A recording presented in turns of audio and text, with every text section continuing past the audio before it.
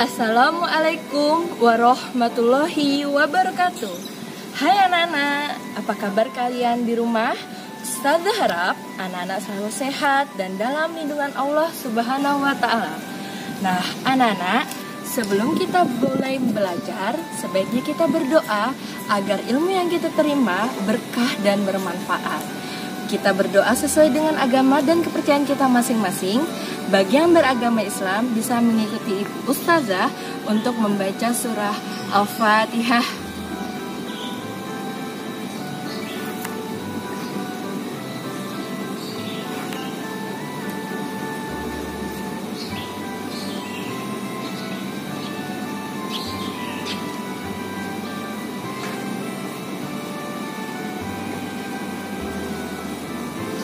Alhamdulillah, berdoa selesai.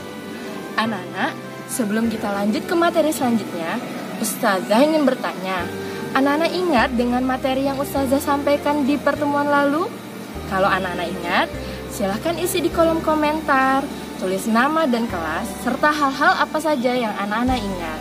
Boleh di komentar YouTube atau di komentar Google Classroom. Baiklah anak-anak, mari kita simak pelajaran selanjutnya.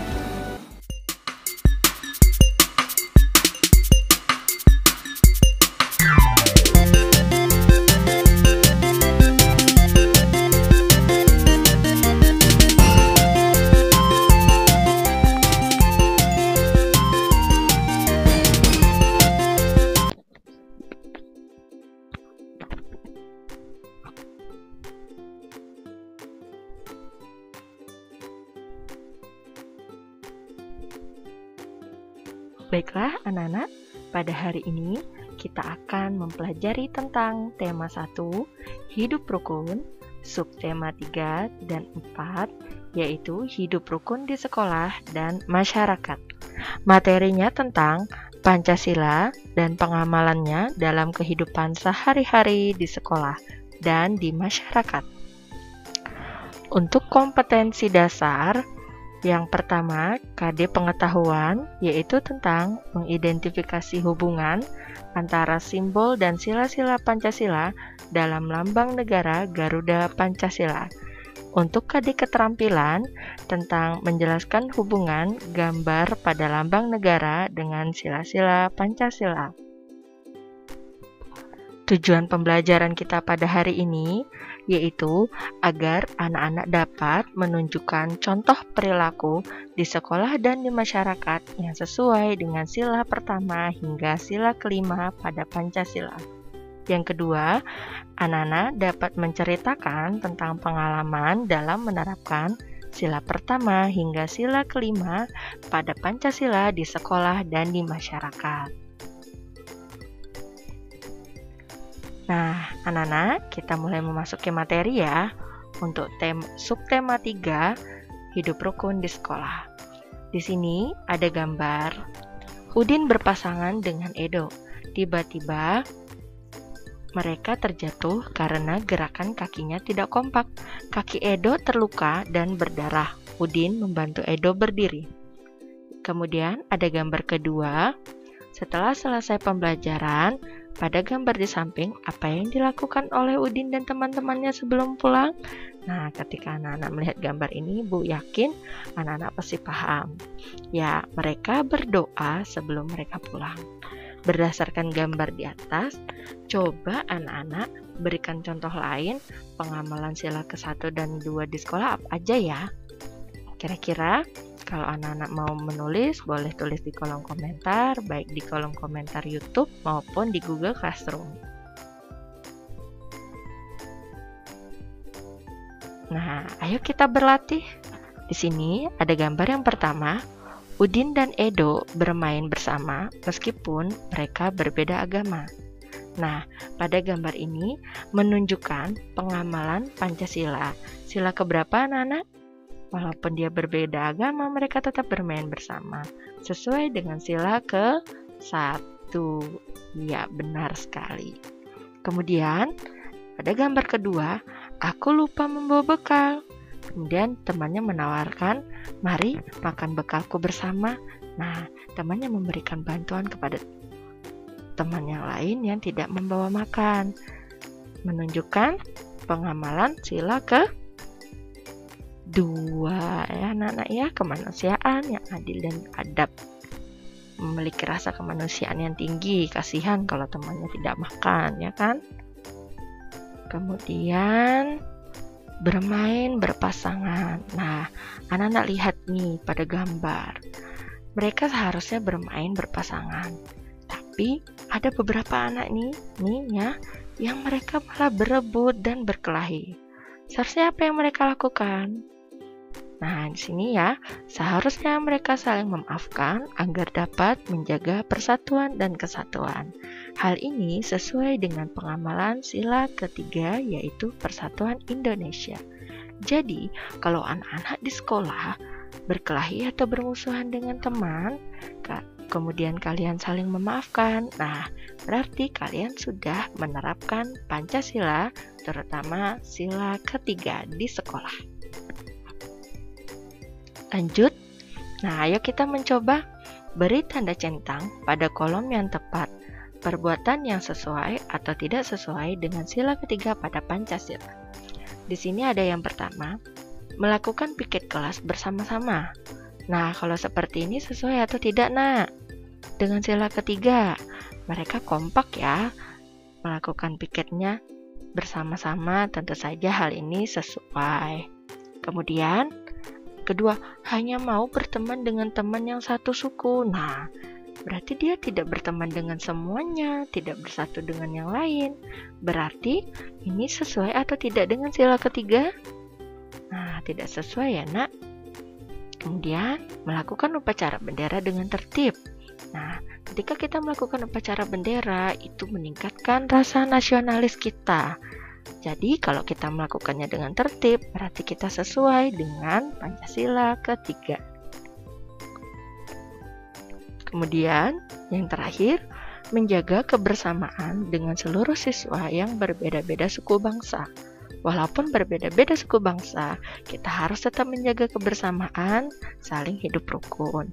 Nah, berarti hal ini sesuai dengan Pancasila ketiga. Baiklah, anak-anak, kita lanjutkan. Sila keempat dan kelima. Di sini ada bacaan ya, anak-anak. Mari kita simak bersama. Para siswa bermusyawarah menentukan lagu petugas upacara. Nah, di sini ya, kata kuncinya adalah bermusyawarah, berdiskusi. Mereka bersama-sama membicarakan, menentukan lagu apakah pada saat upacara nanti. Hal itu sesuai dengan pengamalan sila keempat, yaitu kerakyatan yang dipimpin oleh hikmat kebijaksanaan dalam permusyawaratan perwakilan.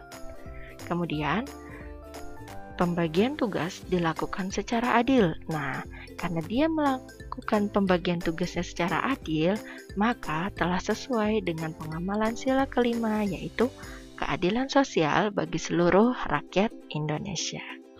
Paham ya, anak-anak? Kalau ada kata-kata bermusyawarah ataupun berdiskusi, nah itu biasanya adalah pengamalan sila keempat. Kalau ada kata-kata pembagian tugas yang dilakukan dengan adil, itu biasanya menunjukkan pengamalan untuk sila kelima. Nah, mari kita mencoba tuliskan contoh perilaku lainnya yang sesuai dengan sila keempat dan kelima.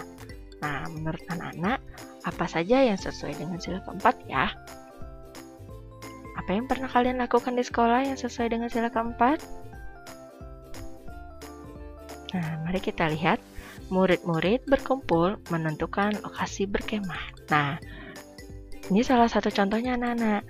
Untuk berkemah ditentukan dengan cara berkumpul bersama-sama, dibicarakan, tidak hanya mementingkan kehendak sendiri, tapi juga usulan dari teman-teman juga dipertimbangkan.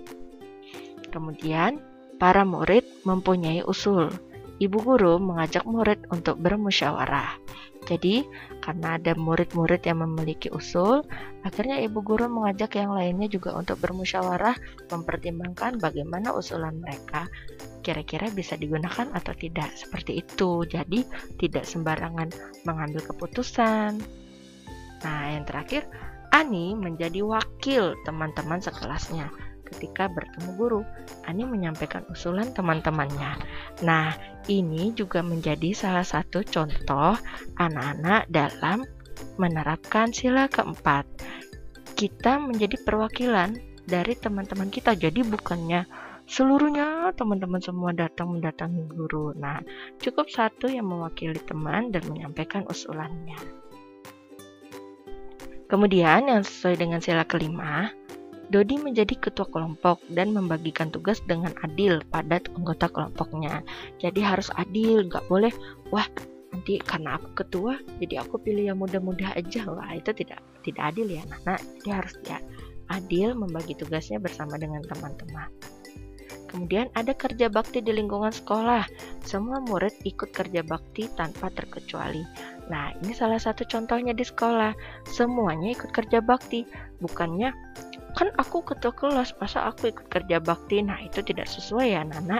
Pokoknya, walaupun guru, paman, murid, kalau ada kerja bakti, pasti semuanya ikut bekerja bakti bersama. Kemudian, ada walaupun Ani ketua kelas, tapi Ani tetap bertanggung jawab dengan mengerjakan tugas yang telah diberikan oleh ibu guru. Artinya, walaupun Ani ini adalah ketua kelas, tetapi dia tidak sombong.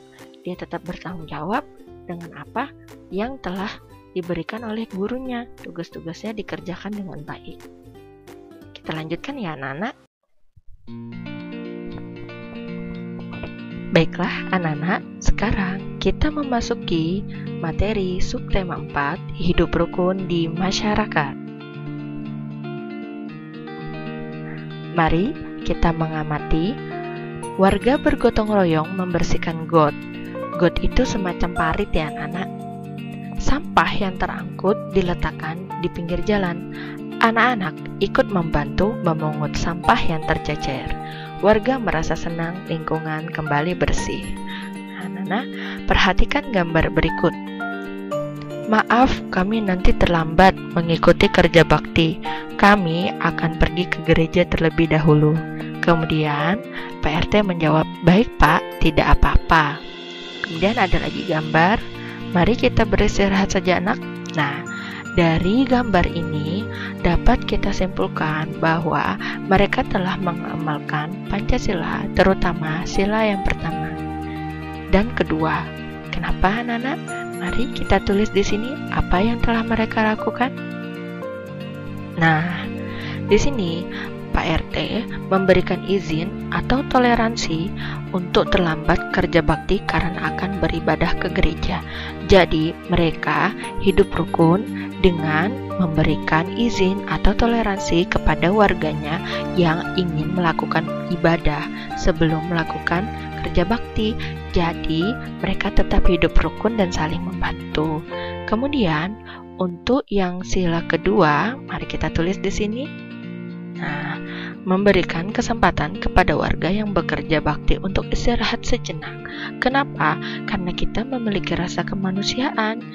Oleh karena itu, begitu melihat orang yang letih dan lelah, pasti kita akan merasa sebaiknya mereka beri waktu istirahat supaya kembali pulih tenaganya. Paham sampai di sini, anak-anak? Baik, kita lanjutkan. Nah, ayo kita mencoba. Mari kita baca bacaan tersebut bersama-sama. Pengalaman Udin, olahraga bersama. Warga di sekitar rumahku akan berolahraga bersama. Kegiatan tersebut dilakukan di lapangan. Di perjalanan menuju lapangan, aku bertemu Made. Aku mengajak Made untuk ikut berolahraga. Namun, Made tidak bisa ikut. Made akan mengunjungi pamannya. Tiba di lapangan, sudah banyak anak yang berkumpul. Mereka sedang melakukan pemanasan. Kami berolahraga dengan kompak. Kami senang berolahraga bersama. Nah, di sini anak-anak, Made menolak ajakan Udin dengan sopan. Sikap Made dan Udin menunjukkan kerukunan dan persatuan, menjaga persatuan dan kesatuan di masyarakat sesuai dengan pengamalan sila ketiga pada Pancasila. Jadi anak-anak, ketika anak-anak ingin menolak sesuatu, sebaiknya dilakukan dengan sopan, agar tetap menjaga kerukunan dan persatuan kita. Kemudian di bawah ini, berilah tanda centang pada kolom yang tepat. Apakah sikap berikut sesuai atau tidak sesuai dengan sila ketiga pada Pancasila? Baik anak-anak, mari kita lakukan bersama. Di sini ada melakukan ronda menjaga keamanan bersama-sama. Nah, mereka rondanya bersama-sama anak-anak. Berarti sesuai atau tidak sesuai dengan sila ketiga? Kira-kira sesuai ya anak-anak ya. Kemudian yang kedua, hanya bergaul dengan tetangga dekat saja. Berarti dia tidak bersatu dengan yang lainnya, tidak bersama-sama dengan yang lain. Berarti hal ini adalah hal yang tidak betul sekali, tidak sesuai dengan sila ketiga. Ada lagi, melakukan kerja bakti membersihkan lingkungan. Nah, ikut serta dalam kerja bakti membersihkan lingkungan.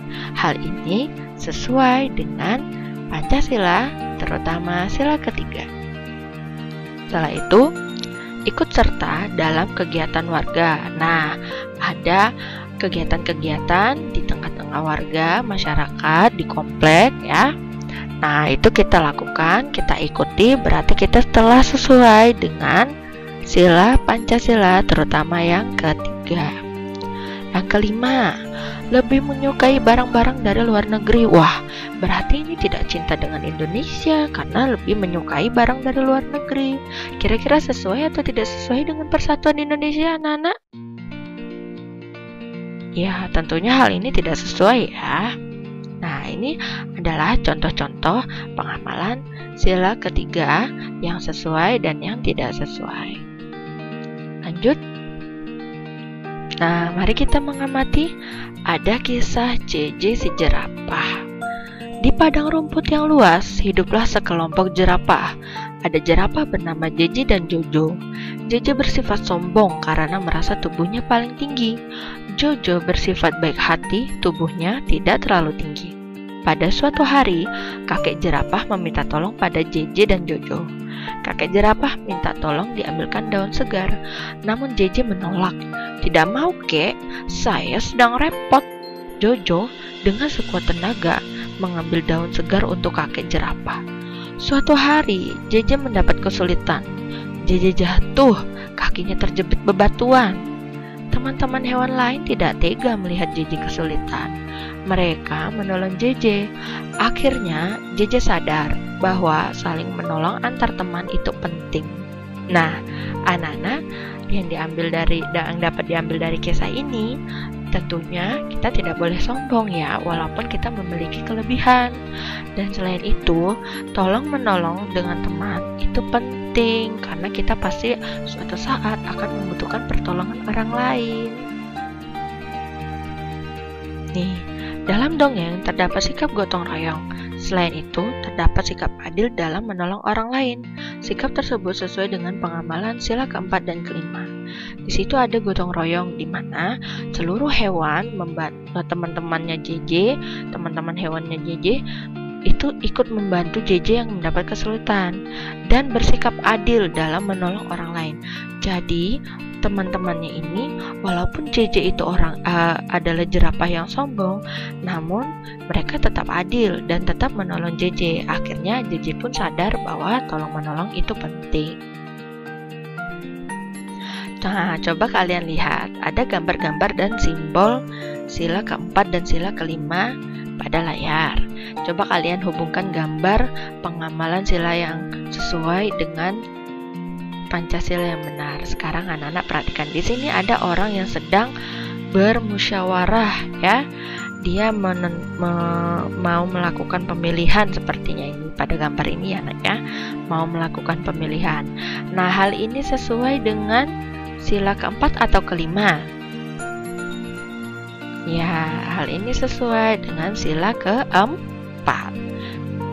Kemudian di sini ada orang yang sedang membagi-bagi sembako untuk orang yang tidak mampu. Nah, berarti dia memiliki jiwa sosial yang tinggi. Dia tidak tega melihat teman-temannya yang lain yang kurang mampu tidak mendapatkan makanan. Berarti hal ini sesuai dengan sila ke-5.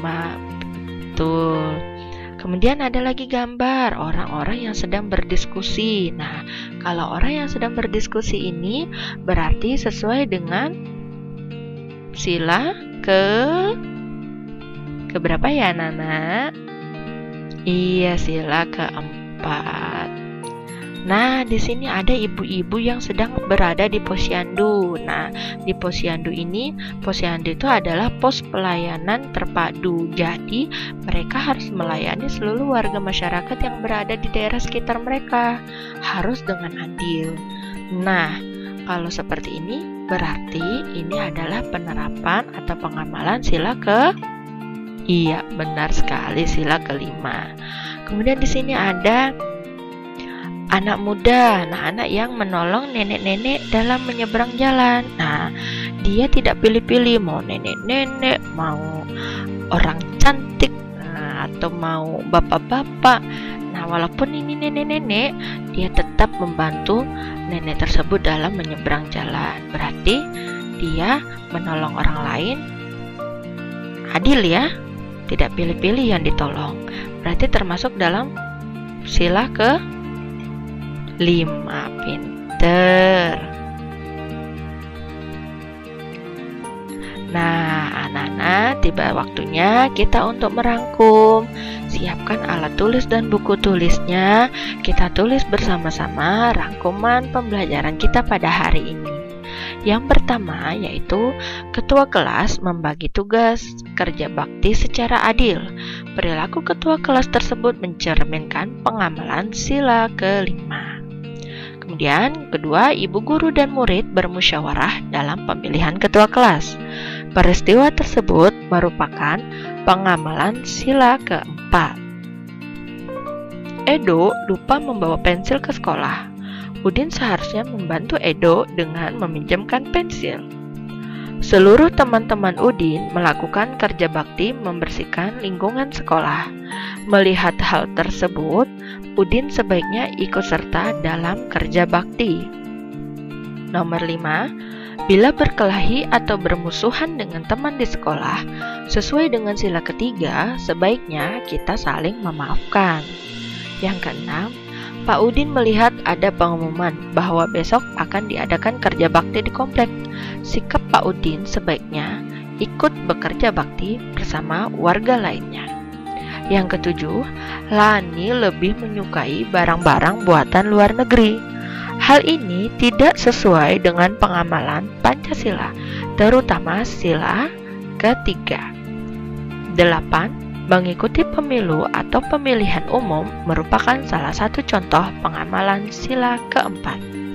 Yang ke-9, seluruh warga terlihat letih saat kerja bakti. Pak RT yang melihat hal tersebut meminta warga untuk istirahat terlebih dahulu. Hal tersebut menunjukkan bahwa Pak RT telah mengamalkan Pancasila, terutama sila ke-2. Yang ke-10, ketika membagikan sembako, Siti hanya membagikannya kepada orang-orang yang dia senangi saja. Hal ini tidak sesuai dengan pengamalan Pancasila, terutama sila ke-5.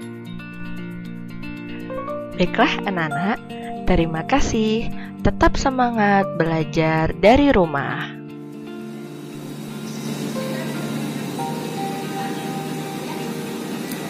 Anak-anak, sekian materi dari Ustazah pada hari ini.